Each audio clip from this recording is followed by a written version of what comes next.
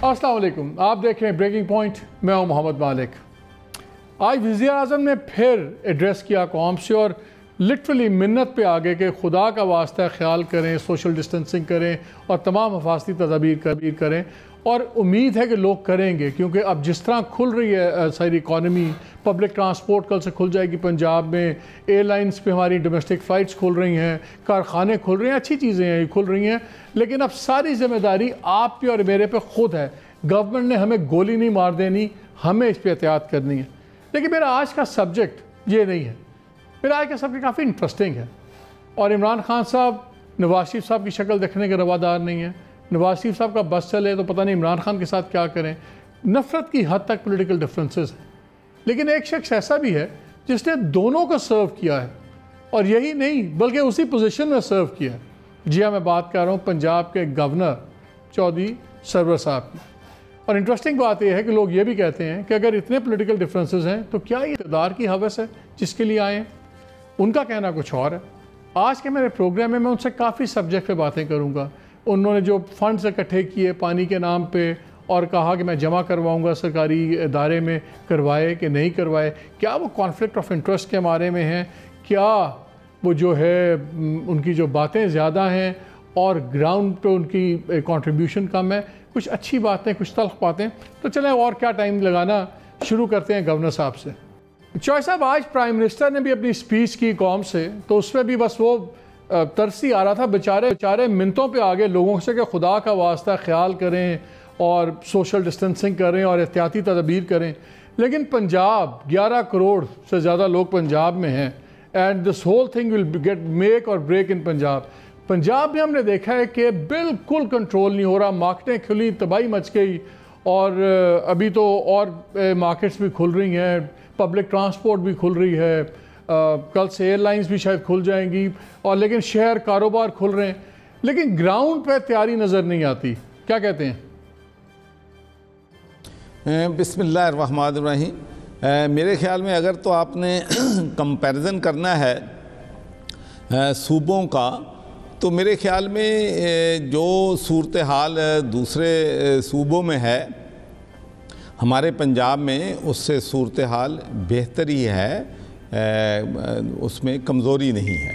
हमारी पंजाब की आबादी जो है, पंजाब की 55% ऑफ़ द कंट्री है, और उस हिसाब से यहाँ पर आप जो नंबर ऑफ़ केसेस हैं वो देख लें तो आबादी के लिहाज से मेरे ख़्याल में अल्लाह का अभी तक पंजाब में उतनी ज़्यादा जो है कोविड-19 पॉजिटिव नहीं है।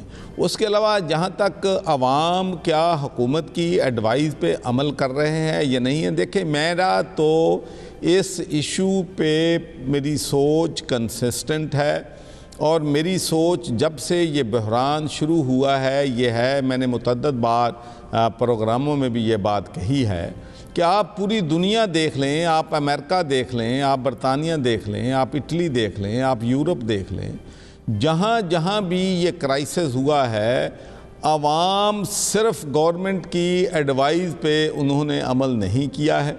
तो जहाँ लोग पढ़े लिखे हैं, इस बीमारी को समझते हैं, तो पाकिस्तान में तो अब तक कई लोग तो अभी यही समझते हैं कि ये कुछ भी नहीं है, वैसे ही प्रोपेगेंडा है। लेकिन जहाँ पर ये समझते हैं कि वहाँ पर ना ही समझिए, मैं ज़रा बात ख़त्म, तो जहाँ लोग ये समझते हैं कि पूरी आगाही है वहाँ पर, लेकिन वहाँ भी आवाम ने एडवाइस पे हुकूमत की मदद की है, जब उनको फ़ाइन किए गए हैं, उनके सख्ती की गई है। इसी तरीके से आप यूएई में देख लें, आप सऊदी अरब में देख लें। तो मैं ये समझता हूँ कि हुकूमत को एडवाइस के साथ साथ सख्ती के साथ SOPs पे अमल दरामद आज सिंध में चौधरी साहब आज उन्होंने कोविड-19 इमरजेंसी रिलीफ ऑर्डिनेंस अप्रूव कर दिया, नाफिज कर दिया, जिसमें बाकी फैसिलिटीज़ तो हैं, लेकिन 10 लाख रुपए तक का फ़ाइन भी उन्होंने डाल दिया है। पंजाब में भी ऐसी चीज़ हो रही है? देखें जी, पंजाब में भी चीज़ों को मॉनिटर किया जा रहा है, और आपने, मेरा ख्याल है कि मियाँ असलम इकबाल का बयान भी सुना होगा, जिसमें उन्होंने बड़ी सख्ती से कहा है कि जो वादे हमसे किए गए थे वो पूरे नहीं हुए हैं, SOPs पे अमल नहीं हो रहा है, बीमारी का जो फैलाव है उसका ख़तरा है। तो यकीनी तौर पर अगर हालात कंट्रोल में ना हुए तो हमें भी सख्त इक़दाम जो है करने के अलावा, इसके अलावा कोई हमारे पास ऑप्शन नहीं है। देखिए मालिक, जो असल बात है वो ये है कि एक तरफ तो हम सब मानते हैं कि प्राइम मिनिस्टर से हम एग्री करते हैं कि मुल्क लॉन्ग टर्म लॉकडाउन जो है उसका मुतमिल नहीं हो सकता। हमारी बिजनेसेस बंद हो गई, हमारे कारोबार लोगों के बंद हो गए, इंडस्ट्री बंद हो गई, जिसकी वजह से माशी हालात जो हैं मुल्क के अबतर होना शुरू हो गए, लोग अनएम्प्लॉयड हो गए, जॉबलेस हो गए। तो ये बहुत बड़े बड़े चैलेंजेस हैं। और दूसरी तरफ ये भी है कि अगर इस बीमारी का अगर कोई इलाज है तो इलाज सिर्फ एक ही है कि रश वाली जगह पे जाए, सोशल डिस्टेंस। चलें इस पे अभी बात करते हैं। आपने बात की कि पंजाब तो हमें इसमें एक बैलेंस जो है वो स्ट्राइक करना पड़ेगा। आपने कहा चौसा पंजाब में क्या हो रहा है, कोविड पे तो हो रहा है, हम पंजाब में और भी बड़ी मज़ेदार चीज़ें देख रहे हैं। मुझे याद है अगस्त 2019 में ये दो पार्क्स थे, नवाज शरीफ शहबाज शरीफ पार्क्स थे, पब्लिक पार्क थे, ये इकबाल पार्क और रावल पार्क जो था, उनके नाम बड़े ज़बरदस्त आपकी गवर्नमेंट ने काम किया कि जी ये पब्लिक फंड से बने हुए पार्क्स क्यों नामों पे चलते हैं, और उनके नाम चेंज कर दिए। उनका नाम कर दिया रावल पार्क और इसी तरह दूसरा नाम चेंज कर दिया। अब 2 दिन पहले आपके चीफ मिनिस्टर साहब जाते हैं और वो जनाब एक Sardar Fateh Mohammad Khan Buzdar institute of cardiology खोल देते हैं डेरा जी खान में। ये कोई 4.25 अरब रुपए का प्रोजेक्ट है और वहाँ चीफ मिनिस्टर साहब कहते हैं मेरे वालिद साहब की ख्वाहिश थी। तो अगर वालिद साहब की ख्वाहिश थी तो बेटे को अपने ज़ाती पैसे से बनानी चाहिए थी ना। ये सरकारी टैक्स पेयर के खर्चे पे, ये वालिद पे, दादे के नाम पे, अपने नाम पे ये रुझान, तो आप लोग जिस पे बुरा भला कहते थे पुरानी गवर्नमेंट को, आप लोग खुद भी वही कर रहे हैं। कोई जस्टिफिकेशन है इसकी आपके पास? देखें मैं अर्ज़ करता हूँ कि ये जो सवाल है, मेरा ख्याल है आप रॉन्ग पर्सन से पूछ रहे हैं। ये सवाल आप मैं गवर्नर की राय पूछ रहा हूँ इसके ऊपर। एक ऐसा गवर्नर जिसके एक डिस्टिंक्शन, आपसे आपसे क्यों पूछा?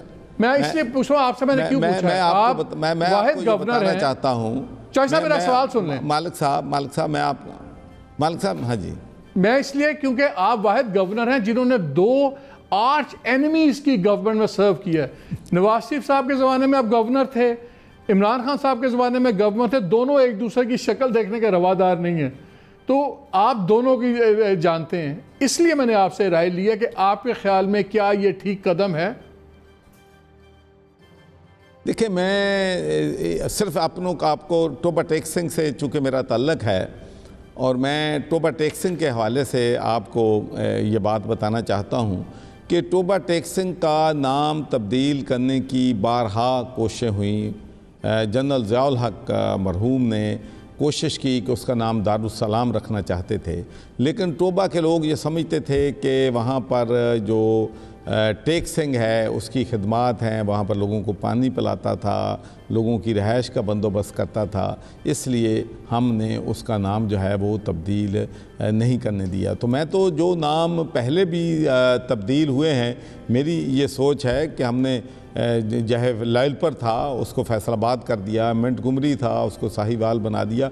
तो मैं नामों की जो तब्दीली या नामों पे कोई मेरा जो है सोच जो है वो आपको मेरा ख्याल है पता चल। लेकिन क्या आपके ख्याल में टैक्स पेयर के पैसे से बनने वाले प्रोजेक्ट्स के नाम किसी पब्लिक ऑफिस होल्डर के ख़ानदानी अफराद के नाम पे होने चाहिए?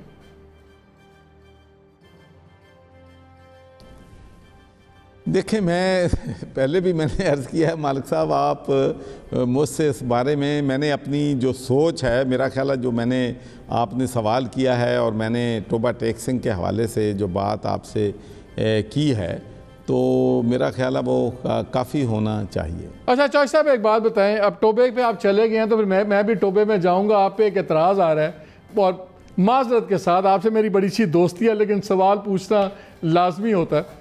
वो कहते हैं जी गवर्नर साहब आजकल बड़ा ज़ोर लगाया हुआ है, इनकी तहसील है पीर महल, ये चाहते हैं कि इसको डिस्ट्रिक्ट बना दिया जाए अगरचे वहाँ पे गोजरे की जो पॉपुलेशन है वो आपकी तहसील से बहुत ज़्यादा है, लेकिन आपका बड़ा ज़ोर है कि जी ये तहसील बन जाए। क्यों इतनी ज़िद कर रहे हैं आप उसको डिस्ट्रिक्ट बनवाने पे? बड़ा अच्छा किया आपने ये सवाल कर दिया, क्योंकि मैं भी कुछ लोगों से ये बात सुनता हूँ और एक दो दफ़ा। देखें, पहली बात तो ये है कि पीर महल जो है, टोबा टेक सिंह की 4 तहसीलें हैं और पीर महल सबसे छोटी तहसील है।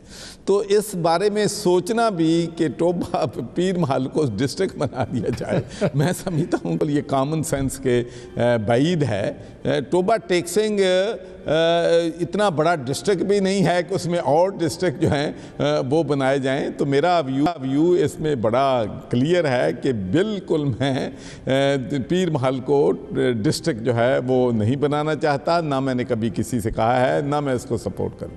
मेरा ख्याल है वो जो आप कहते हैं ना कि जी ये ब्यूरोक्रेसी जौन सी है ये डंडे के बगैर ठीक नहीं होगी, तो फिर ब्यूरोक्रेसी आपकी सारी बातें फैलाती है इस तरह की। बस जी, फिर मुझ पे मेहरबान तो हैं, आपको मालूम है कि मेहरबानी फरमाते हैं मुझ पे। अच्छा चाचा ये बताएं, लेकिन बड़ा अच्छा किया, देखें ये बड़ा अच्छा किया आपसे सवाल कर ली। देखें, तहसील वो सबसे छोटी तहसील है, और दूसरा ये है कि फैसलाबाद जो है वहाँ पर हमारे 10 MNA हैं और टोबा टेक सिंह में 3 MNA हैं। तो हाउ कम इट पॉसिबल कि टोबा टेक सिंह में एक और ज़िला बन जाए और डिस्ट्रिक्ट फैसलाबाद जिसमें जो 3 गुना से भी ज़्यादा बड़ा है। तो ये मैं समझता हूँ कि ये डिस्ट्रिक्ट बनाने वाली चीज़ें जो हैं, मेरा ख्याल है काफ़ी हमने ये कर लिया है। अब हमें फोकस जो है अवामी डेवलपमेंट करना है, आवाम के जो प्रॉब्लम्स हैं, आवाम के जो इश्यूज़ हैं उनको रिजॉल्व करने की कोशिश करनी। तो ऐसा बात नैब आजकल हर वक्त डिस्कशंस में है, ऑर्डिनेंस में तब्दीली हो रही है, सब कुछ हो रहा है। आपकी हलीफ जमात है PMLQ, वो अदालत भी चले गए हैं नैब के खिलाफ और उनके तारिक चीमा साहब जाके प्राइम मिनिस्टर को भी मिले और आगे जी आप इन्वेस्टिगेशन कराएं, हमारे केसेस कौन है। ये पंजाब में क्या हो रहा है? मुझे पता है आपने यही कहना है कि कोई ऐसी बात नहीं है, अगर ऐसे डिफरेंसेस कोई नहीं है। डिफरेंसेस में पहले भी आप पढ़े थे, फिर आपको याद है वो आपकी वीडियो भी चली थी जहाँ चीमा साहब कह रहे थे किसी को कि जी काबू करो चौधरी सरवर नू, बाज नहीं आंदे। तो इस बार ये आपको नहीं इन्वॉल्व किया सुलह सफाई के चक्कर में? देखिए, मैं अर्ज़ करूं कि एक तो ये चूँकि हर चीज़ जो है मीडिया हमारा इतना अब एक्टिव नहीं, प्रो एक्टिव हो गया है कि छोटी छोटी बात जो है वो बड़ी बन जाती है। देखें जब हम, आप सबको मालूम है कि जब हम प्राइवेट बैठते हैं तो हम दूसरी पार्टी के लोगों, क्या अपनी पार्टी के लोगों, और जो हमारा पाकिस्तान का कल्चर है जो उसमें हमने तो सुना है कि जो हम सामने बैठते हैं तो अच्छी बात के अलावा कुछ करते नहीं हैं, अगर केले में बैठते हैं तो ऐसी तैसी फेरते हैं। तो उस लिहाज से तो अगर वो वीडियो लीक है तो वो कुछ भी नहीं है, वो तो एक मामूली मैं समझता हूँ कि एक एवी सॉफ्टली वो। अच्छा, आपने भी हमारा तो आप कोई फटा नहीं, आप कह रहे हैं कि सब अच्छा है। नहीं, मैं ये कह रहा हूं कि जब कोलिशन गवर्नमेंट होती है तो उसमें डिफरेंस ऑफ ओपिनियन नेचुरल होते हैं। और कामिल अली आगा ने मेरे प्रोग्राम में कहा चौधरी साहब कि हमारा जो सा स्टैंडिंग ऑफर पहले भी थी, आज भी है नवाज शरीफ साहब वगैरह की, और अगर ये रवैये ना बदले तो हम वो स्टैंडिंग ऑफर कबूल भी कर सकते हैं।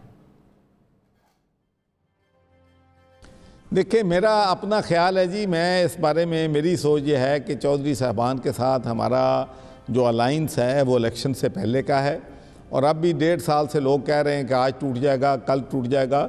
ये अलाइंस जो है ये जारी रहेगा और इंशाल्लाह 5 साल हुकूमत पंजाब में हम जो है अपना टाइम जो है वो पूरा करेंगे। मुझे ये बताइए कि एक सवाल आपसे ज़ाती पूछना चाह रहा हूँ, फ़र्क क्या है नवाज शरीफ के गवर्नर होने में और इमरान खान के गवर्नर होने में? देखें जी, पहली बात तो ये है कि कॉन्स्टिट्यूशनल पावर तो नवाज शरीफ के दौर में भी मेरी वही थी जो आज है, और मेरा ख्याल है कि सबको मालूम है कि मेरे जो डिफरेंस ऑफ ओपिनियन थी वो इसमें पीने के साफ पानी से जो है मामला जो हैं वो चले थे। और ये एक सोच है कि मैं शायद पावर जो है वो अपने हाथ में लेना चाहता हूँ। देखें, पावर जो है वो चीफ एग्जीक्यूटिव के पास है, चीफ मिनिस्टर के पास है। उसने जो है पॉलिसी मेकिंग उसने करनी है, अकाउंटेबिलिटी उसने करनी है। तो पीने का साफ पानी का तो मैं इसलिए कह रहा हूँ कि मैं उसका पार्लियामेंट ने पास किया है, बिल पार्लियामेंट में आया है। नहीं, मेरा सवाल कुछ और है। मैं कह रहा हूँ वर्किंग स्टाइल में क्या फर्क है? बनाया गया, आखिर कोई तो फर्क होगा ना। आप कह रहे हैं एक ही तरह का माहौल है। स्टाइल में मैं देखें जी, मैं तो ये जो अपना पिछला 1.5 साल भी मैंने काम किया, अब भी यहाँ पर मैं जो है वो काम कर रहा हूँ, लेकिन जिस स्पीड से हम चाहते हैं कि चीज़ें बेहतरी की तरफ जाएं, अनफॉर्चुनेटली उस स्पीड से बेहतरी की तरफ नहीं जा रही हैं। उसकी वजह कोविड-19 भी है, उसकी वजह ये भी है। अच्छा, मुझे एक बात बताएं, आपने एक बयान दिया, आपने कहा कि चीज़ें उस तरह नहीं ठीक हो रही। बिल्कुल सही बात है, चीज़ें उस स्पीड से नहीं हो रही। अब तो कोविड-19 भी एक सॉर्ट ऑफ बहाना भी बन गया, हर इल्ज़ाम अब कोविड-19 पे डल गया। उससे पहले भी चीज़ें बहुत निकायस थे, वो अपनी जगह हैं। लेकिन पंजाब में आपने बयान दिया कि बुज़दार साहब उतने ही तगड़े चीफ मिनिस्टर हैं जितने शहबाज शरीफ साहब थे। तो फिर 12 महीने 4 चीफ सेक्रेटरी चेंज हो रहे हैं, 6 IG चेंज हो रहे हैं, एक महकमे का सेक्रेटरी पता नहीं 3 4 बारी हो गए में। क्या आप जेन्युइनली कहते हैं कि पंजाब में मैनेजमेंट ठीक है का और इनका तब्दील होना जो है, इसका का मतलब यह है कि चीफ मिनिस्टर कमज़ोर है? नहीं, लेकिन अगर एक चीफ सेक्रेटरी के खिलाफ 20 बंदों का पहले ब्लॉक बने और वो जमहूरियत बचाने के लिए खड़े और उसके बाद चीफ सेक्रेटरी चेंज हो, तो फिर तो CS डेफिनेटली चीफ मिनिस्टर कमज़ोर है। नहीं, मेरा नहीं ख्याल। आपका क्या ख्याल है कि जो चीफ सेक्रेटरी चेंज हुआ है किसी MPA के प्रेशर पे हुआ है या किसी, ये चीफ मिनिस्टर ने प्राइम मिनिस्टर से बात की है और जो है वो कोई प्रेशर नहीं था MPAs का मुझ पे या उस पे कि किसी चीफ सेक्रेटरी को या फलां को तब्दील कर दो। ये फैसले जो हैं वो चीफ मिनिस्टर के हैं और चीफ मिनिस्टर वो फैसले कर रहा है। चीफ मिनिस्टर आपसे फैसलों में राय लेते हैं, बड़े डिसीजंस में? कभी हमारी बिल्कुल डिस्कशन चीज़ों में होती है, लेकिन जो पॉलिसी मैटर्स हैं वो तो मैंने पहले भी अर्ज़ किया है कि वो चीफ मिनिस्टर ने चलाने हैं। ये कोविड के हवाले से ज़रूर हमारी मुशावरत हुई है कि किस तरीके से हमने इन चीज़ों को हला। देखिए, ये जो कोविड वाला इशू ना, आपने तो बड़ा खूबसूरती के साथ कह दिया कि हम अपनी को जो कोताहियाँ या कमज़ोरी है वो कोविड के खाते में ढाल देंगे। कोविड एक सीरियस इशू है, सीरियस वबा है, और इसके असरात अगर तो ये सिर्फ पाकिस्तान को तंग कर रहा है मुआशी तौर पे और सेहत के निज़ाम में और बाकी मुल्क सेफ़ हैं, फिर तो आप कह दें कि हमने कोविड को डाल दिया। इसके आगे तो दुनिया की जो सुपर तरीन ताकत है वो भी घुटने टेक गई है। अमेरिका सबसे वैसे चौधरी साहब एक बात बताएं, बड़ा लिमिटेड रिसोर्सेज के बावजूद मैं समझता हूँ कि मेरा ख्याल है पब्लिक ऑफिस होल्डर्स को बड़ा इस पर ध्यान रखना चाहिए। अभी आपने कहा सीरियस वबा है, ये है वो है, अभी इमेजेस भी चलेंगे बी रोल में हमारे स्क्रीन पे। आपका एक फंक्शन हुआ जुडिशरी का, आप ही के गवर्नर हाउस के ग्राउंड्स पे, आप भी वहीं थे। बंदे के साथ बंदा जुड़ा हुआ है, कोई कोविड की एहतियात नहीं है, ऐसे लगता था जैसे पार्टी चल रही है। तो अगर आप जैसा पढ़ा लिखा कॉन्शियस आदमी, वलायत रिटर्न, हर बात में हमें आप ग्लासगो वलायत सुनाते हैं, आप भी नहीं ध्यान रखते तो क्या मैसेज जाएगा? ये मालिक मैंने ये पहले भी आपके प्रोग्रामों में आपने जितना बड़ा इशू ये जो है चीफ जस्टिस साहब का जो हल्फ है उसको बनाया, वो इतना बड़ा इशू नहीं था। तो सिंबलिज्म की बात है ना कि मेरी अर्थ सुने। पहली बात तो यह है कि उस वक़्त ये वबा जो है या इतने प्रोटोकॉल जो हैं या इतने कोई गाइडलाइन जो हैं वो हुकूमत की तरफ से नहीं दी गई थी, एक। नंबर 2, चीफ जस्टिस का हल्फ था, बाहर की दुनिया से लोग उन्होंने बुलाए हुए थे, हमने पूरे इंतज़ामात किए, हमने उनको उनके टेम्परेचर सब का चेक किया, हैंड सैनिटाइज़र इस्तेमाल किए गए। इवन जो हाई कोर्ट के जजेस जो आए हैं वो भी प्रोटोकॉल के पाबंद थे। और फिर आपको मालूम है कि ये जो हल्फ है वो हमेशा दरबार हाल में होता है, लेकिन हल्फ को ओपन जो है जो पार्क है या ओपन ग्राउंड है उस पे किया गया। लेकिन ये एक नॉन इशू था जिसने मीडिया को इशू बनाया। चलो ऐसी कोई बात नहीं है, लेकिन मैं नहीं समझता कि उस हलफ में कोई ऐसी कोई बात हो गई थी, कितना बड़ा तूफान आ गया। देखिए आपने तो पहले क्या ना प्रोएक्टिव मीडिया, तो हमने प्रोएक्टिवली कुछ तो करना है। आज फंक्शन हुआ, देखें मालिक प्लीज मैं यहाँ पर हर पिछले रमज़ान मुबारक में यहाँ रौनकें होती थी, 3-4 हज़ार लोग जो है यहाँ पर जो हैं अफ्तारी करते थे।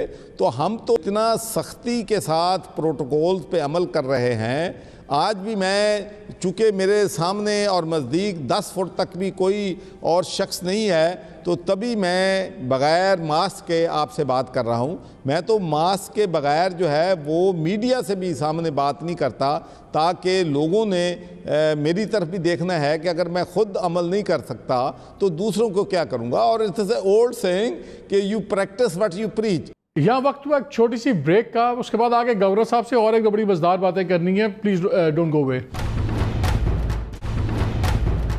Welcome back to the show. आपने कहा बड़ी रौनकें होती थी, बड़ा ये होता था रमज़ान में। आपको याद है कंट्रोवर्सी बनी थी जब जहांगीर तरीन वगैरह की, और आपने वो भी कहना कि कोई हमारे डिफरेंसेस नहीं थे, लेकिन सबको पता है आपके जहांगीर तरीन के डिफरेंसेस थे। आप और शाह महमूद ज़्यादा करीबी दोस्त हैं, ज़्यादा पॉलिटिकल एलाइज हैं, तो मैं आपसे पूछूंगा भी नहीं कि डिफरेंस थे कि नहीं थे। लेकिन आपकी अफ्तारियों पे बड़ी बहस हो गई कि जी गवर्नर साहब बड़ी लैविश अफ्तार देखते हैं, फिर आपने बयान दिया कि ये मेरे दोस्त इसका ख़र्चा उठाते हैं। ये पब्लिक ऑफिस होल्डर्स में ये दोस्तों के खर्चे कराने का कॉन्सेप्ट बड़ा ख़तरनाक नहीं है? ये फेडरल गवर्नमेंट में भी हमें नज़र आता है, और गवर्नर साहब भी अगर कराएंगे तो ये तो क्विड प्रो को वाले ओहदे होते हैं। क्या ये रविश ठीक है?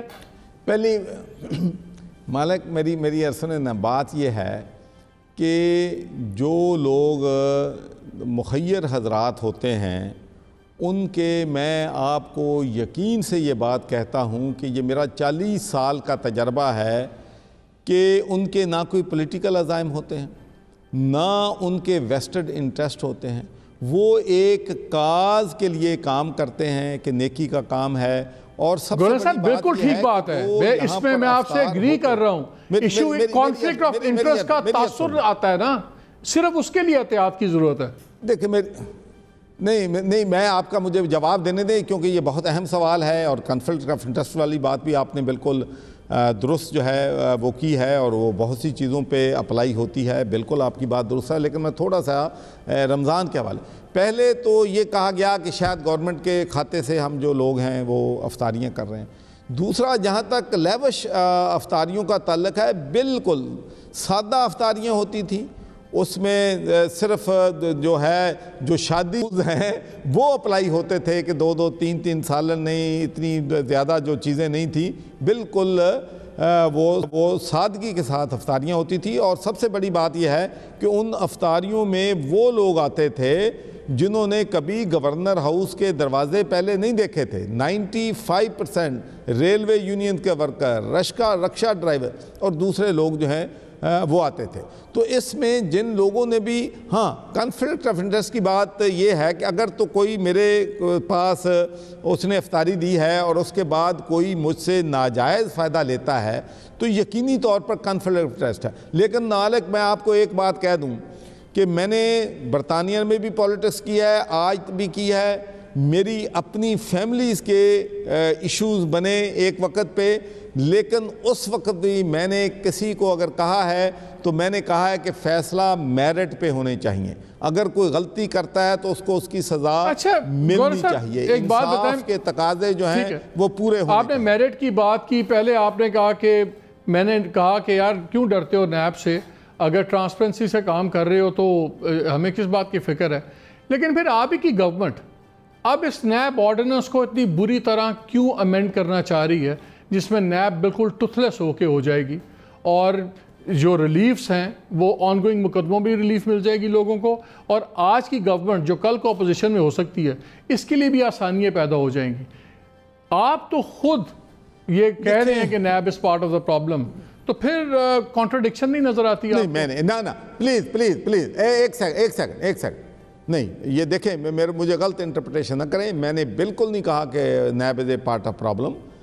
नैब ने बहुत से मैं समझता हूँ कि अच्छे काम भी किए हैं ये, और ये पार्ट ऑफ प्रॉब्लम। मैं ये ज़रूर कहूँ कि हमारी हुकूमत जो है, हमारा मोटिव बड़ा क्लियर है, मोटिवेशन बड़ी क्लियर है कि हम अक्रॉस द बोर्ड अकाउंटेबिलिटी चाहते हैं। मैंने तो सिर्फ आपकी इस बात का आपको जवाब दिया था कि कुछ लोग जो हमारी ब्यूरोक्रेसी के लोग हैं वो इस वजह से अपने फैसले करने से वो ये कहते हैं, लेकिन मैंने ये कहा कि अगर आप ट्रांसपेरेंसी के साथ काम कर रहे हैं, अकाउंटेबिलिटी है, मेरिट है, तो फिर नैब आपका कुछ नहीं बिगाड़ सकती। तो इसी ब्यूरोक्रेसी के अभी जो अमेंडमेंट आपने की थी, बिल्कुल मैंने भी वो नहीं कह रहा, आपकी जो अमेंडमेंट है अभी लैप्स की है, अभी वो टाइम बार हो गई है, उसमें तो खुद आपने ये अमेंडमेंट कर दी कि जी कोई ब्यूरोक्रेट अगर जब तक ये ना हो कि उसने किसी फैसले का डायरेक्ट माली फ़ायदा उसको मिला है तो उससे कोई ना कुछ पूछे। खाली माली फ़ायदा डायरेक्ट तो नहीं होता, इनडायरेक्ट होता है। आप मर्ज़ी के फ़ैसले करवाएं पॉलिसी और दूसरे आपको पोस्टिंग्स अपनी मर्ज़ी की मिलती हैं, आपको प्रमोशंस मिलती हैं, और माली फ़ायदा तो इनडायरेक्ट साबित होने में पता नहीं कितने साल लगेंगे। एक तरफ आप ब्यूरोक्रेसी को कहते हैं कि जी ब्यूरोक्रेसी बड़ी 60 साल से काम नहीं कर रही, फिर उसी ब्यूरोक्रेसी को आप उनकी मर्ज़ी के मुताबिक प्रोटेक्शन देते हैं, तो कैसे बदलेगा निज़ाम? देखिए मालिक, इसमें चूँकि मैं तो इस इशू पे इन्वॉल्व नहीं था, ना लेजिस्लेशन में ना ड्राफ्ट में, तो इसलिए मैं तो इस पे ज़्यादा जो है वो कमेंट नहीं कर सकता। लेकिन मैं ये ज़रूर कहूँगा कि कोई ना कोई बैलेंस हमें, जो हमारे लोग काम करते हैं उनको ये फ़ियर भी नहीं होना चाहिए कि अगर वो कोई काम करेंगे तो कल को कोई कम बैक होगा, जो कि नेक नीयत के साथ फ़ैसले जो हैं वो करते हैं। अगर आप 10 फैसले करते हैं तो उनमें ये भी हो सकता है कि एक फ़ैसला जो है आपका इन गुड स्पिरिट और इन गुड फेथ वो गलत हो जाए। तो ये सारी चीज़ें हैं जिन पे यकीनी तौर पर फेडरल गवर्नमेंट जो है वो इन कंसल्टेशन, उन्होंने बार बार कहा है कि हम नैब से भी मशवरा करेंगे, ब्यूरोक्रेसी से भी, दूसरी सियासी जमातों से भी। तो मैं समझता हूँ कि अगर निज़ाम में इम्प्रूवमेंट की हमेशा ज़रूरत होती है, लेकिन इस इम्प्रूवमेंट को अगर हम सारी लोगों की मुशावरत से करेंगे तो इससे तब्दीलियाँ। आखिरी दो सवाल, सोच जो है चौधरी साहब, आखिरी दो सवाल। उस्मान बुज़दार साहब प्राइम मिनिस्टर की पसंद है कि ज़िद हैं? देखें जी, मैं ये एक बात कहूँगा कि चीफ़ मिनिस्टर को प्राइम मिनिस्टर ने अपॉइंट किया, गवर्नर को प्राइम मिनिस्टर ने अपॉइंट किया, और speaker of the Punjab assembly को प्राइम मिनिस्टर ने अपॉइंट किया। तो पहली तो हम तीनों की ये अखलाकी ज़िम्मेदारी है कि अगर हमने, मैं ये कैसे कह सकता हूँ कि प्राइम मिनिस्टर ने मुझे, गवर्नर को तो जो है मेरिट पे अपॉइंट किया है, स्पीकर को मेरिट पे नहीं किया, या स्पीकर को मेरिट पे किया है, चीफ मिनिस्टर को किया। तो ये प्राइम मिनिस्टर की ज़िद नहीं है, प्राइम मिनिस्टर का फ़ैसला है, और प्राइम मिनिस्टर ये समझते हैं, बिलीव करते हैं कि वो परफॉर्म कर रहे हैं, और जब तक वो समझते हैं वो परफॉर्म कर रहे हैं, जब तक वो समझते हैं कि गवर्नर परफॉर्म कर रहा है, वो उनकी ब्लेसिंग हमारे साथ होगी। जब वो समझेंगे कि हम परफॉर्म नहीं कर रहे तो फिर फैसला फाइनल तो प्राइम मिनिस्टर ने करना है। क्या चाहते हैं लोग आपको कैसे याद करें, कि आप मियां अजहर जैसे गवर्नर थे कि नवाब कालाबाग जैसे गवर्नर थे? मैं तो सिर्फ यही कहता हूँ कि देखें, जब आप किसी ऑफिस में आते हैं तो ये सोच आपको हमेशा रहनी चाहिए कि आपने जाना भी है, और जब जाना है तो आप कोई ना कोई लेगेसी जो है ज़रूर छोड़ के जाएं कि लोग आपको याद करें। एक अच्छे इंसान थे, लोगों के हमदर्द थे, जायज़ लोगों की जो शिकायत हैं उनको सुनते थे। और मेरा तो सबसे बड़ा, मैं समझता हूँ कि मेरी लेगेसी तो मैं यही चाहता हूँ कि मैं ख़ुद भी एक कॉमनर हूँ, और मैंने गवर्नर हाउस के दरवाजे जो हैं वो भी कॉमनर के लिए खोले हैं, और मुझे लोग इस बात पे ज़रूर याद रखेंगे कि मैंने पूरा यूनिवर्सिटीज़ के वाइस चांसलर लगाने के लिए मैंने कोई पॉलिटिकल इन्फ्लुएंस को खातर खा में नहीं लाया हूँ। जो भी चौधरी साहब, एक सवाल, आखिरी सवाल, और ये आपने बुरा नहीं बनाना, अनप्लेजेंट सवाल है लेकिन पूछना ज़रूरी है। मुझे किसी ने व्हाट्सएप पे कहा था कि सवाल करें, ज़रूर करें। उन्होंने कहा जी एक तरफ नवाज शरीफ टोटली डिफरेंट, एक तरफ इमरान खान टोटली डिफरेंट, ना इनके नज़रियात मिलते हैं, ना सियासत मिलती है, ना शौक़ मिलते हैं, सिर्फ इन दोनों में एक ही चीज़ कॉमन है, वो इक़्तिदार। तो चौधरी साहब को बस इक़्तिदार चाहिए, और वो गवर्नर थे, उनको ये नहीं परवाह कौन किधर है, तो बस गवर्नरी के पीछे वो हैं। इसको बताएं, मैं क्या जवाब दूं उस बंदे को? मेरा ख्याल है कि आपका जो सवाल है अपना मालिक, उसका जवाब यही काफ़ी है कि मैं गवर्नरी पिछली दफ़ा मैंने ख़ुद रिज़ाइन की थी एक, और दूसरा इस दफ़ा भी गवर्नर मैंने मांग के नहीं ली थी, मुझ पे ये है पार्टी के लोगों ने, चूँकि पार्टी का मैं एक पार्टी से मेरा ताल्लुक़ है और पार्टी के जो फ़ैसले हैं मैं उनको पाबंद हूँ। उन्होंने ये देखे, मैं तो सेनेटर था, मैं तो बिल्कुल नहीं सेनेटरशिप से रिज़ाइन करना चाहता था, लेकिन पार्टी ने और पार्टी के लोग, आपको किसी से, आप शाह महमूद कुरैशी साहब से पूछ लें, शफकत महमूद साहब से पूछ लें, शीरी मज़ारी से पूछ लें, तो आप ये सब लोग बताएंगे। आपने जहांगीर तरीन का नाम नहीं लिया। कहा गया था कि आपने पंजाब में हमें आपकी ज़रूरत है, आपने वो ओहदा जो है वो लेना है, तो जिसको आपने उसने जहांगीर तरीन का नाम नहीं लिया। उस वक्त Jahangir Tareen enjoying more as a senator. अच्छा बात सुने ना, आपने शाह महमूद का नाम लिया, शीरी मज़ारी का नाम लिया, शफकत का नाम लिया, आपने जहांगीर तरीन का नाम नहीं लिया। उस वक्त वो थे पावर में, वो नहीं चाहते थे? नहीं, जहांगीर तरीन बिल्कुल वो पावर में थे, लेकिन मैं ये मैं ज़रूर कहना चाहूँगा कि जहांगीर तरीन उस वक्त पावर में थे। और उस वक्त देखिए, मैं आपको एक बात आज ईमानदारी से कहता हूँ, जिस दिन जहांगीर तरीन को सुप्रीम कोर्ट ने उसके ख़िलाफ़ फ़ैसला किया था, उस दिन मैंने फ़ैसला किया था कि अब मेरी जहांगीर तरीन से कोई मुखालफत नहीं है। जिन्होंने अदालत ने मारता उन्होंने मैं की करा ये ऐसी बात नहीं है। यहाँ पे हम लेंगे एक छोटी सी ब्रेक, जल्दी से अपने काम कर लें एक दो और वापस आ जाएं। Will be back very soon. जी welcome back to the program. अवामी इश्यूज़ की आपने बात की, आप पानी के ऊपर बड़ा आपने काम किया हुआ है, आपकी फाउंडेशन ने भी, सर्वर फाउंडेशन ने भी काफ़ी आपने हमेशा पानी का इशू किया। बल्कि मुझे याद है 2019 में आपकी बड़ी अनप्लेजेंट सिचुएशन भी हो गई थी। जब आपने फ़ंड रेजिंग की तो प्राइम मिनिस्टर भी नाराज़ हो गए, कॉन्फ्लिक्ट ऑफ इंटरेस्ट, आपने कहा मैं अलहदा हो जाता हूँ फाउंडेशन से, वो सारा कुछ अखबारों में रहा। आपने अनाउंस किया था कि जितना, फिर आपको चेयरमैन बना दिया गया ये आब पाक पंजाब आप पाक अथॉरिटी का। आपने कहा था कि मेरी फाउंडेशन ने जितने भी पैसे रेज़ किए हैं हम आप पाक अथॉरिटी को जमा करा देंगे। कुछ आपने बता सकते हैं कि कितने पैसे आपने रेज़ किए थे, कितने जमा करवाए इसमें अथॉरिटी में? ये एक बहुत मेहरबानी मालिक साहब, आज तो आप बड़ी मेहरबानी फरमा रहे हैं कि काफ़ी चीज़ें जो हैं उनको क्लैरिटी करने का मुझे मौका जो है वो मिल रहा है। देखें, आपको मालूम है कि मैं पीने के साफ़ पानी पे 2013 से काम कर रहा हूँ। मेरा ये पैशन भी है और मैं समझता हूँ कि इस वक्त पाकिस्तान के अवाम का अगर नंबर 1 मसला जो है उनसे पूछा जाए तो उनका नंबर 1 मसला जो है वो पीने का साफ़ पानी है। लोग मुख्तलिफ़ बीमारियों में, मैं एक डॉक्टर्स की कॉन्फ्रेंस थी, वहाँ पर गया और मैंने अपनी तकरीर में कहा कि 40% लोग जो हैं वो गंदा पानी पीने की वजह से डॉक्टर को देखने जाते हैं, वो बीमारियों का शिकार हैं। तो उसके बाद डॉक्टर्स ने मुझे बताया, उसने कहा जी हम डॉक्टर्स हैं, हमारे पास मरीज़ आते हैं, यू बी सरप्राइज़ के 70% लोग जो हैं वाटर रिलेटेड डिजीज़ से हमारे पास आते हैं। तो उस वक्त भी मेरी कोशिश थी कि हुकूमत और अवाम, क्योंकि 2 चीज़ें हैं, एक तो हुकूमत के पास अगले 4, 5, 10 साल में भी इतना बजट नहीं होगा कि हम पाकिस्तान के लोगों को पीने का साफ़ पानी दे सकें, नंबर 1।